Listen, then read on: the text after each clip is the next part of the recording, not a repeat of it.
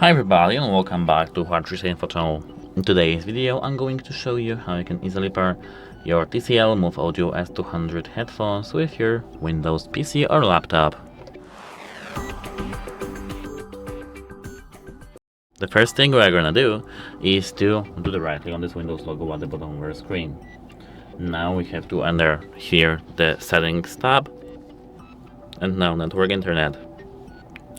Pardon me, not network internet, Bluetooth and devices. Now we have to click devices here and add device button. Now Bluetooth, and here now we have to open the case lid and find this button here. You have to hold this button for 2 seconds until you see this light blinking white. Then you have to wait for the Windows to detect your headphones. Then click on your headphones in devices list. And all done. That's it. Hope it helps you and goodbye.